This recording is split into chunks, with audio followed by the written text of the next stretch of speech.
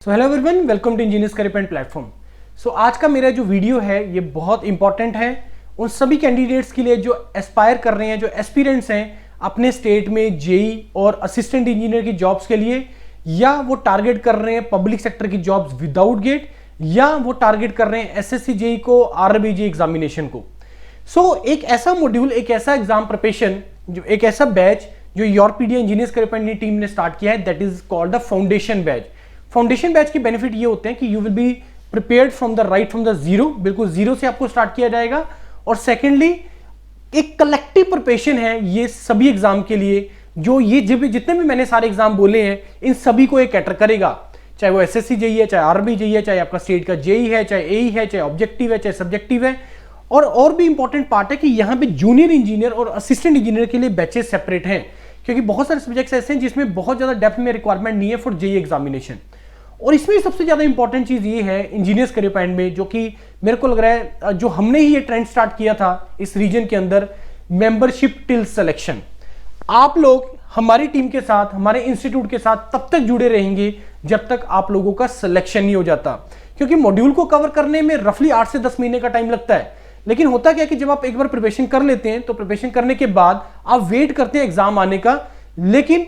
अगर बीच में मोमेंटम अगर आप लूज कर गए, बीच में अगर आपने प्रिपरेशन छोड़ दिया, तो अगेन इनर्शिया चेंज हो जाता है, फिर से आपको दोबारा से स्क्रैच से स्टार्ट करना पड़ता है, जैसे आपका कोई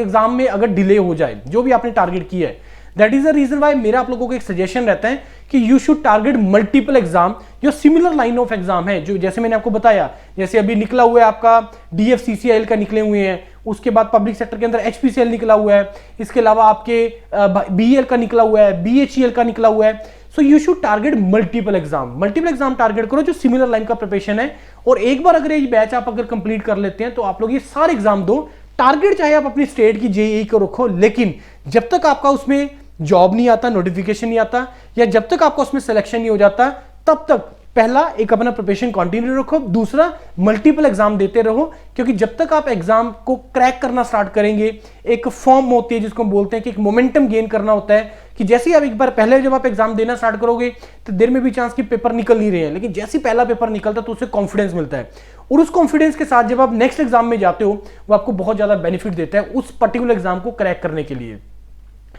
अब करना क्या है, स्टार्ट करो। मंडे से हमारे डेडिकेटेड बैच स्टार्ट हो रहे हैं, मंडे से आप ज्वाइन कर सकते हैं जेईई एग्जामिनेशन को। और जो भी आपके इन एग्जाम को टारगेट करते हुए जो भी आप लोगों के टारगेट हैं, जैसे अभी ट्रेनिंग चल रहा है, मैंने आपको पिछली वीडियो में बताया था कि इस ट्रेनिंग पीरियड को यूटिलाइज करो, चाहे तुम गेट के एग्जाम का प्रिपरेशन करो, चाहे जेईई एग्जाम का प्रिपरेशन करो, लेकिन टारगेट करिए आप अपने एग्जाम, क्योंकि अगर आप टारगेट नहीं करोगे तो बहुत ज्यादा गड़बड़ हो जाएगा। और कोई क्वेरी है आपको इन सारी चीजों से related, you can contact me, या इस वीडियो के डिस्क्रिप्शन में गूगल फॉर्म है, उस गूगल फॉर्म को भर दीजिए और आप अपना क्वेरी जो है एग्जीक्यूटिव से ले सकते हैं। Thank you and all the best to all of you.